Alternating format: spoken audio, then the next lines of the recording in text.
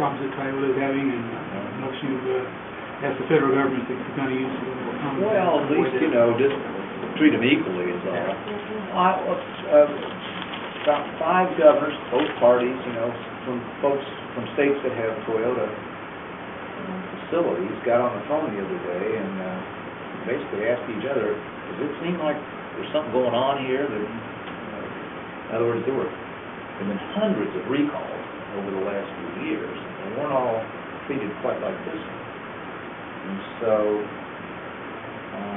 we simply made the point that, one, this is a, you know, when we're for, obviously, they need to fix it, fine them if they deserve it, no problem, just treat them equally with other companies. And remember that these people have been extremely good employers. They're one of the few companies I know that didn't lay anybody off, even though their sales were way down. They found a way to keep both at Lafayette and Princeton, keep people on the payroll. 2, they're the most American car company. Seems funny maybe to some people, but all their parts are made here. more of their cars and more of the parts in their cars are made here than anybody else.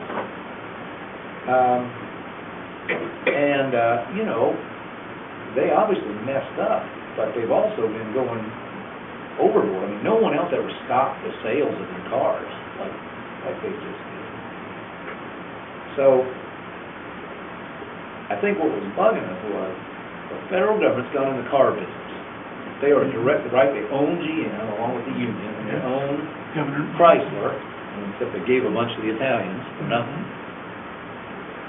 So they are a direct competitor of Toyota, and it raises the suspicion that they're using their power to try to harm or punish their competition. And to me, it's just another example of why it was bad for them to go in the car business in the first place. I mean, you can't have the team owner being referee, right? Even, let me put it this way, even if everything that Congress and the administration are doing is appropriate, if it is proportionate, it's hard to trust them because they're in a conflict of interest position. So that's my point of view. I mean, for sure, make them fix it, sock them hard if whatever the typical fine would be. But all these sort of witch hunting thing, you know, running out the Secretary of Transportation to tell everybody to stop driving their cars and things. I mean, makes you wonder whether something else isn't going on. Can you talk a little bit about cap and trade? It would have a drastic impact in my county, and probably this county too, with coal mining. I think it's dead as a matter of legislation, which should end the whole subject. You know, something so incredibly drastic, a huge new energy tax, double utility bills of Hoosiers, cost us, send a lot of our jobs to China or somewhere, change the way of life in America in 1,000 ways. My point of view is, I don't know that there is or isn't man-made global warming, and if there is, I don't know whether it will cause bad or consequences or not. And I don't know whether there's a better way to deal with it, you know. Many people write that there are all kinds of better ways. I'm just saying that, and have said, if we're going to impose all those taxes and change the American way of life in all these ways, somebody better carry the burden of proof. And it hasn't been carried. As a matter of fact, it's been getting weaker. Now, it's pretty clear to me that Congress is not about to pass this now, that they've seen the light. But the administration says, to heck with democracy, we're going to do this through the Environmental Protection Agency.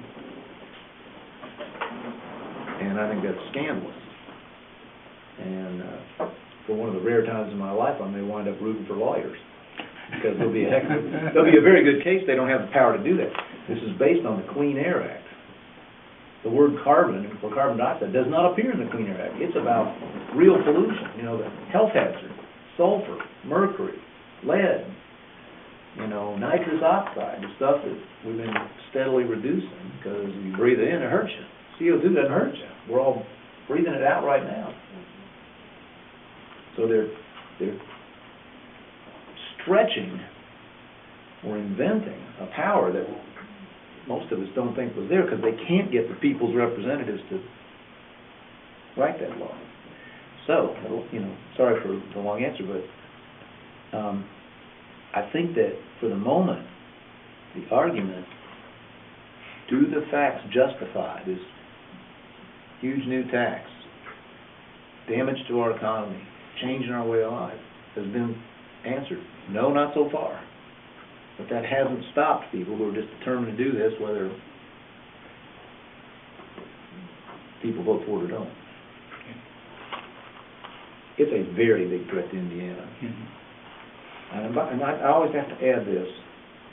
If I thought, and if Hoosiers thought, that this was good for America, if we thought the burden of proof had really been carried, I, for one, would be for it, even if it was against the interest of our state. We'd have to figure out some way to adjust to it. But that proof hasn't been delivered, and I know, and Indiana will get hurt by this probably as badly as anywhere.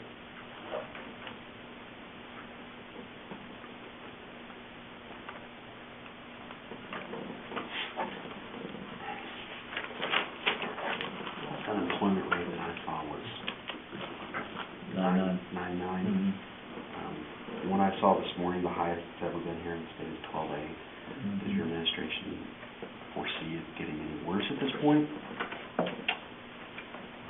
Or do Well, the answer is no, we don't think so, but it all depends on the national economy.